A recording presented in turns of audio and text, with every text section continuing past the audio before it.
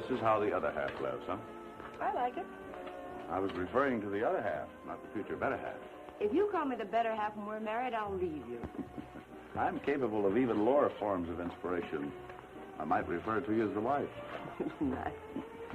Part of the so-called sidewalk syndrome.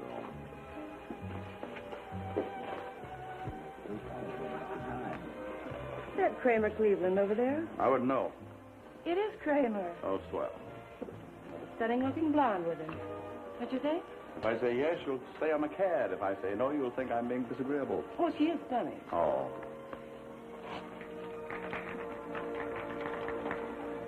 Well, not bad.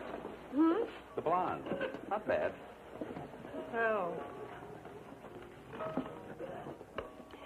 Poor Kramer. His play is closing already. Poor Kramer. That's what I should have gotten you for our engagement present. A gold cigarette case. Oh, I'd just have lost it. And a lighter.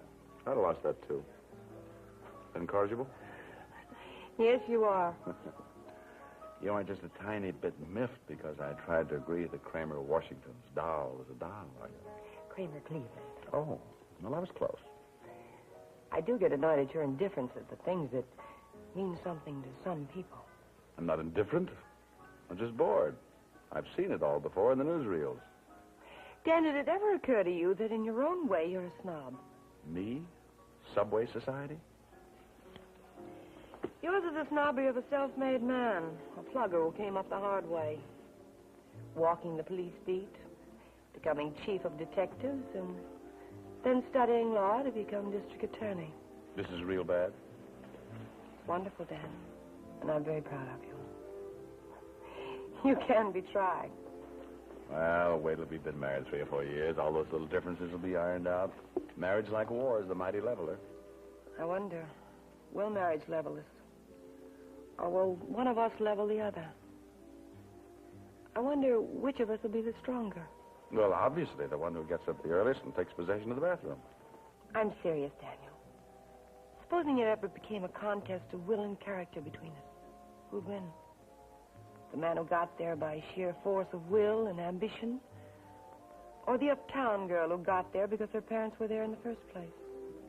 Who'd win? Is it important? I think it's something we should find out about before we're married. It is kind of a mixed-up marriage. The smooth, smooth hands and the rough, rough neck. Comes under the heading of, are we good for each other? Well, have a scheme. We start a contest. Our legion of well-wishers tear off the top of some nice, juicy scandal and send it in with a letter that starts with, I think Dan Morgan and Lisa Quincy are good for each other because.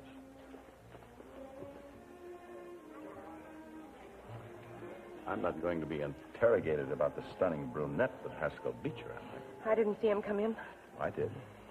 And we stayed. You didn't ask me to leave. We're here. Take me home. You know, Lisa, this may have happened at a very apt moment, a case in point, you might say. I have every reason to dislike Haskell Beecher as much as you. Dislike? He hurt me badly a couple of times. You've never met my kid brother, Larry. You probably never will. He's got a prison record. He stays out of sight. Beecher was the cause of his going to prison. I also dislike him for what he did to you. My father'd be alive today if it hadn't been for Beecher. It wasn't only the stock swindle that broke him. He brooded about what Beecher did to his daughter. Isn't that the... We're never going to talk about that. Now, please take me home.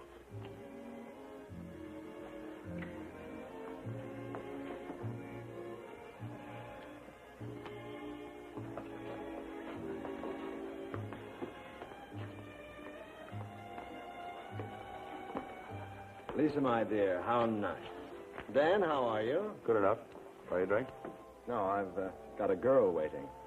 You can buy my lunch tomorrow. I've wanted to talk to you. What about? A couple of threatening calls I've gotten lately. Why don't you tell the police? When I can go first class? This is especially for you, Dan. I've heard the happy news. We've got things to talk about, Dan. I'll pick you up at the office, 12:30-ish. Okay. You look lovely. Good night. Good night. You asked him to join us. Not a pretty good idea he'd refuse. And if he hadn't? Waiter, would you bring my check, please? Well, if he hadn't, you'd have faced it out. Because you uptown girls have a special class along with your special snootiness. Keep it. Supposing I'd left the table. Well, then I'd won points to the contest. Better discipline, self-control. Or more brazen hypocrisy, you mean? You can't defeat your enemy by avoiding him. Are you going to have lunch with him? Well, shouldn't I? You didn't threaten him. I'm not afraid of what he might say about you. Oh, I hate it. Temper. Oh, I've got to stop by headquarters for a while. Want to join me? No, I want to go home. All right, Lisa.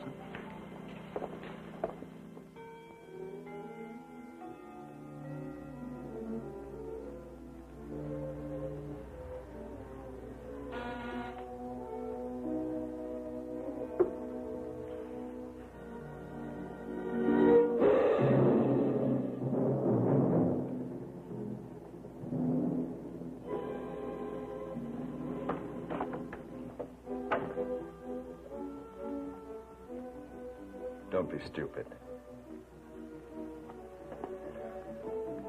Shooting me won't settle anything. You'd be in all sorts of difficulty.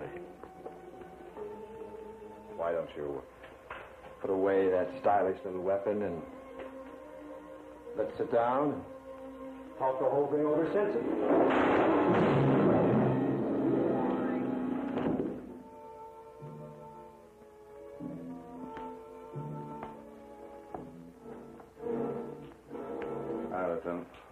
Morning. How soon did you get here after the shooting, would you say? Wouldn't have been more than 5 minutes after people here heard the shots. Anything but touched? Not a thing. Call the coroner? On his way. Well, you better start rounding up suspects. Pizza wasn't popular. There's going to be a crowd. I know. I don't care. Get them all in. What about witnesses? We may be in a little luck. Good. I want to talk to them.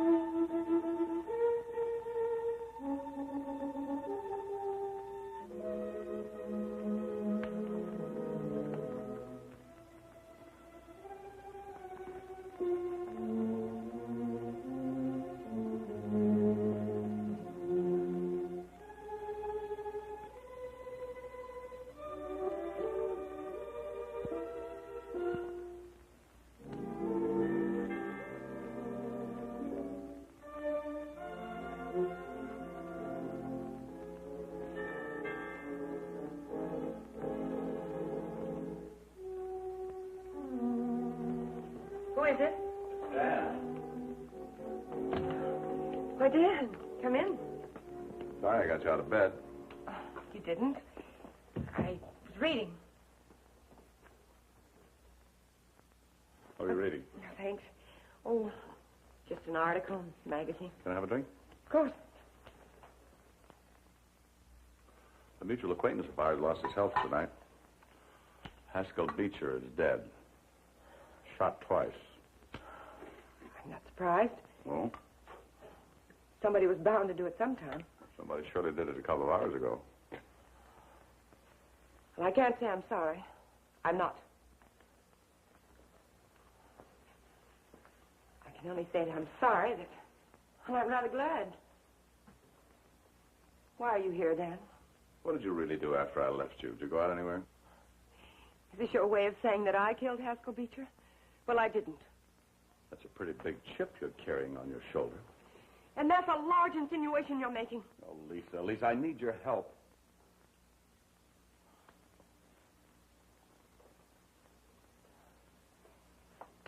You didn't kill him, did you?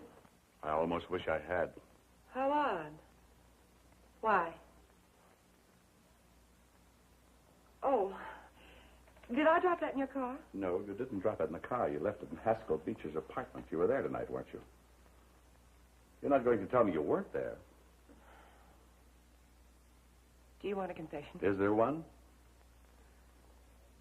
I was at Beecher's, but I didn't shoot him. Is that all you want to tell me? I know you too well to imagine that you'd give me any more consideration than you'd give a stranger under suspicion. I can't quarrel with that.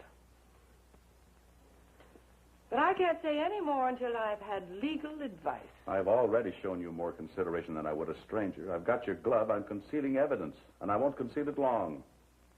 Now, will you do something for me? What is it? Don't leave town. I wouldn't get very far, would I? I wouldn't like hunting you down like a common criminal. But you'd do it. Why didn't you arrest me? Go ahead, you're a cop. You've got the evidence, I had the motive. You've got your duty and a great big career mapped out for yourself. Go ahead, arrest me. I don't want to arrest you. Don't worry, I won't run. I wouldn't know how. Be in my office at 10 o'clock in the morning.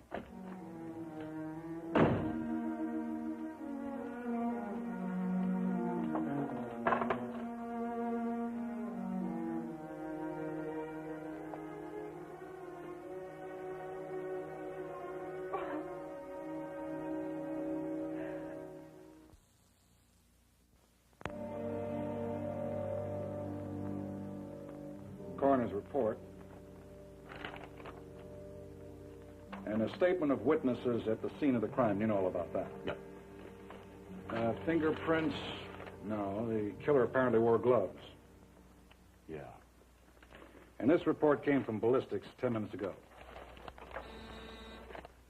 Yeah? Miss Quincy to see you. Send her in. Let me know if there's anything else you need. Thanks, Lieutenant. Come in, Miss Quincy. Lisa? Got 2 more prospects lined up for you down at the lineup. Thank you. Sit down, Lisa. Was I lucky not to have been swept up with the rest of the suspects, or do I have influence? As a matter of routine, I'll ask you, Lisa, did you kill Haskell Beecher? As a matter of routine, and as a matter of fact, I did not kill Haskell Beecher. Do you want me to repeat that under oath? Let it go. I just need the point to start from. A minor point, I suppose. How nice of you to explain. Oh, cut it out, Lisa. Can't you drop that guard just once and give a guy a break? Give a guy a break. All right. That's the way I talk when my guard is down. I got it from the gas house set. Now, I'll ask you another question, and maybe we can sneak out of here, have a nice, quiet lunch, and forget the whole thing. That's a nice prospect. All right. Now, you didn't kill Beecher. You mean assuming I didn't, don't you? All right, assuming you didn't. Then who did kill him? Why ask me? Because I think you know. It's absurd. I don't think it's absurd at all. Haskell lived in an apartment building. Several people heard the shots. 2 people witnessed a woman leaving the scene right after hearing the shots. And here are their statements. I'll read them to you. I was walking my dog when I heard what sounded like a couple of heavy books landing flat on the floor inside the building, and then this woman ran out the front way. She was wearing an evening dress. No, not very long. I'm sure it was some kind of evening dress, though.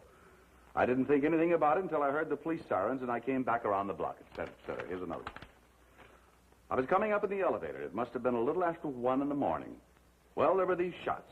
I knew they were shots, all right, and just as the elevator gets to the 2nd floor, the door opens, and I see this woman running down the hallway toward the stairs. I believe I would know her again if I saw her. She was quite nice looking. How sweet. You can't beat us on this, Lisa. We know. Why didn't you ask your witnesses who the killer was? Because the witnesses didn't see the killer. They saw you. Why didn't they see him? That's a good question. If we were so close together, why didn't anybody see him? Oh, Lisa. We've planned and plotted this thing right down to the split second. We've assembled the entire picture. You saw the murder, but the witnesses didn't for perfectly obvious reasons. Because a man will instinctively try to escape by unconventional means, thinking his strength and physique will help him. A woman most always uses normal channels. Now, I think the killer left by the fire escape away from the witnesses, and you ran toward them. They'd have had to see you, and you must have seen the killer. How simple and clever it all seems. Yeah. If correct. Yeah. if correct.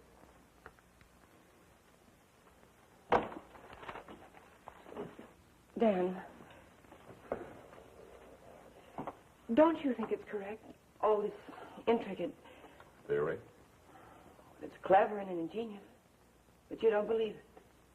You want to believe all this contrivance about people seeing me and my seeing the killer, but you don't. You think I did it, don't you, Dan? It's a good theory.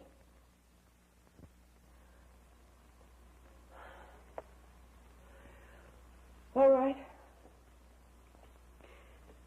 After you left last night, I telephoned Haskell. I said I had to see him at once. He was charming. How nice of me to call. He'd been thinking of me fondly all evening. Would you please come over, Lisa? It'll be like old times, remember? Remember. How I remember it. All the loathing I ever felt for him came out of me last night when he spoke to us. All the memories. I must have been mad, but I wanted to see Haskell Beecher die. I wanted him to die very, very much. For all the hurt and fear he caused. Then he wanted to have lunch with you. To talk about me, no doubt. Dan, last night I was terrified. I must have gone insane. I went to his apartment. I put a gun in my evening bag. When I got there, the door was half open. I pushed it wide open. Just as I did, I heard 2 shots. A man came running toward me and pushed me down. He fell, he got up and ran out. I knew Haskell was dead. He had to be. And how he deserved it. I got up and ran home. That's all, Dan.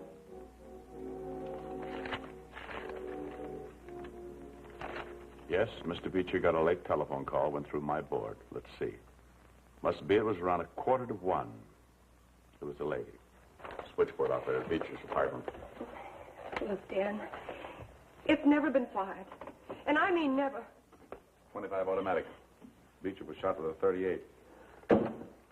All right. Our theory does hold water. You saw the killer. Got a good look at him. Who was he? I don't know. Could you identify him in a lineup? No. Look, Lisa, unless you help us, an enemy of the people, a murderer, will escape justice. And I don't care what the provocation was. He killed somebody. I'm sorry, Dan.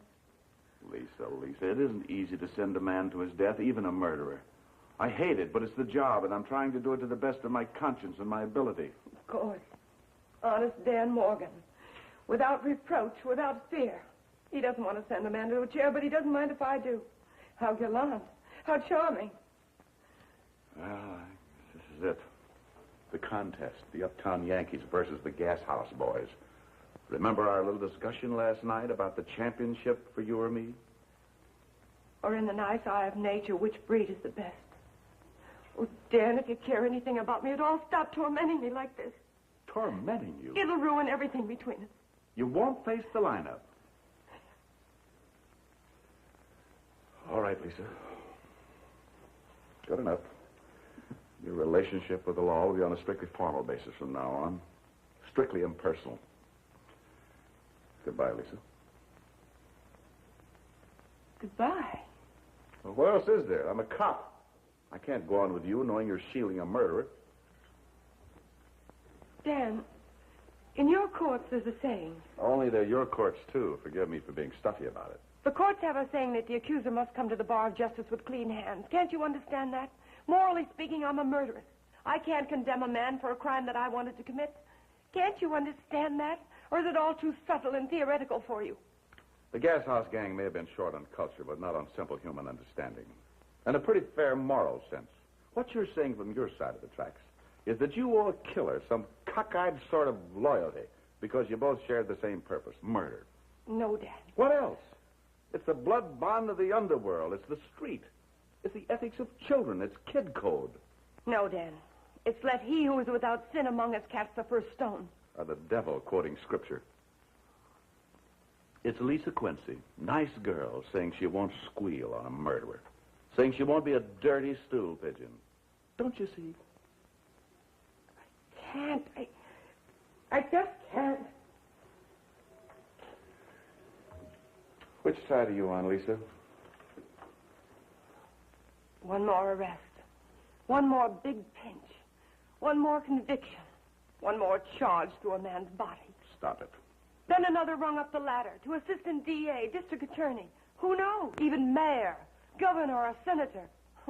There's no end to your opportunities once you've made enough important arrests. Stop it. I'm sorry, Daniel. It's not your fault. It's mine. But I can't help it. I just can't tattle. Tattle?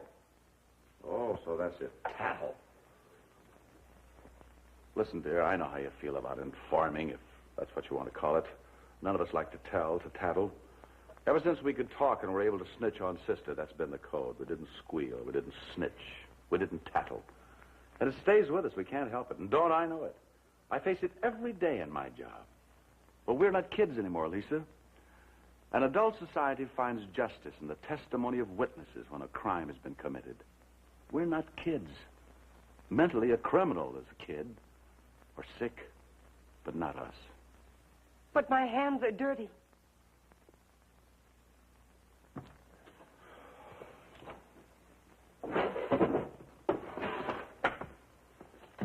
What are you doing?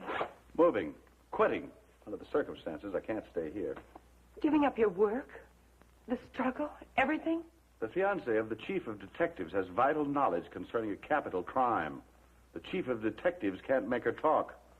That could either be collusion or just plain incompetence, and that's not what I get paid for. Now, that may be too subtle or too theoretical for you, but I seem to get it all right.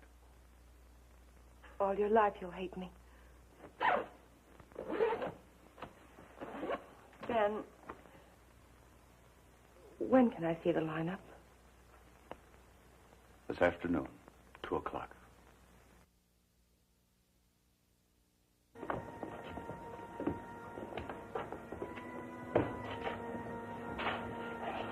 That's all. All right, the light dazzles them. They can't see us. Turn left. Is the man you Turn saw right. running out of Beecher's apartment among those men or not? And be sure. Turn straight ahead. Are they all suspects? Yep. Pick one or none.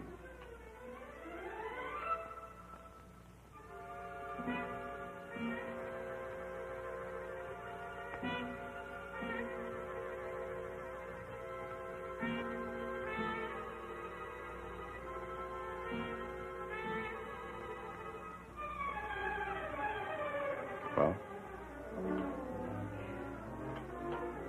Number 3. You sure? I'm sure.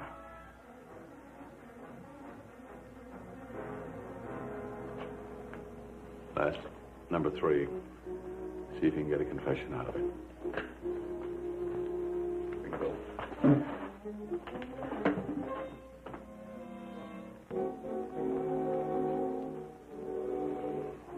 Don't feel badly, dear. You had to do it. I guess this has been the contest between us, hasn't it? Will against will, character against character. Sorry it took me so long to face up to it. Gave you a tough time, too. But it was just the thought of sending a man to prison or maybe even to his death. Yes, Sergeant? Prisoner made a full confession. His death. You kill a man, you have to pay for it. Who is he? He's my brother.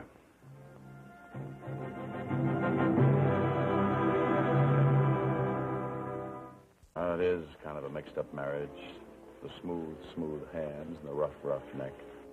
Comes under the heading of, are we good for each other? Not a scheme. We start a contest. Our legion of well-wishers tear off the top of some nice, juicy scandal and send it in with a letter that starts with, I think Dan Morgan and Lisa Quincy are good for each other because...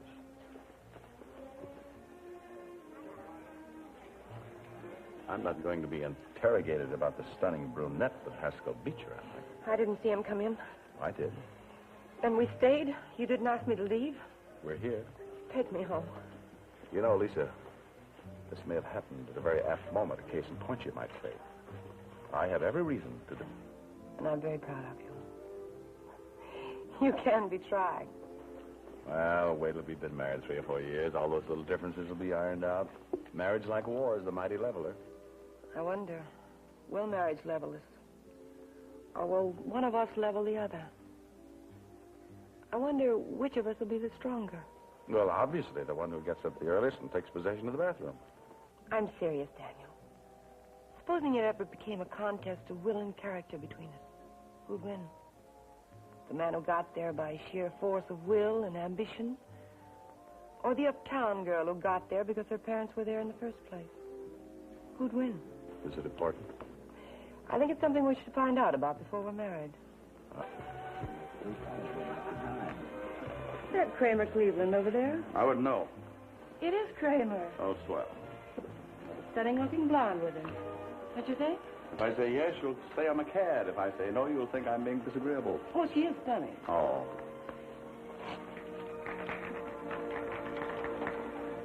Oh. Not bad. Hmm? The blonde. Not bad. Oh. Poor Kramer. His play is closing already. Poor Kramer. That's what I should have gotten you for our engagement present. A gold cigarette case. Oh, I'd just have lost it. And a lighter. I'd have lost that, too. Incorrigible? Yes, you are. You are just a tiny bit miffed because I tried to agree that Kramer Washington's doll was a doll, are you? Kramer Cleveland. Oh, well, I was close. I do get annoyed at your indifference at the things that mean something to some people. I'm not indifferent. I'm just bored. I've seen it all before in the newsreels. Dan, did it ever occur to you that in your own way you're a snob? Me? Subway Society? Yours is the snobbery of a self-made man, a plugger who came up the hard way. Walking the police beat, becoming chief of detectives, and then studying law to become district attorney. This is real bad. Wonderful, Dan.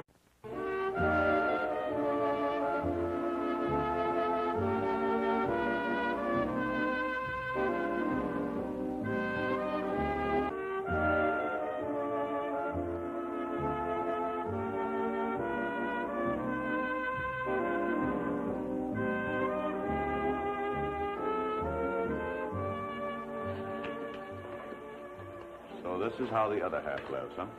I like it. I was referring to the other half, not the future better half. If you call me the better half when we're married, I'll leave you. I'm capable of even lower forms of inspiration. I might refer to you as the wife. Nice. Part of the so-called sidewalk syndrome.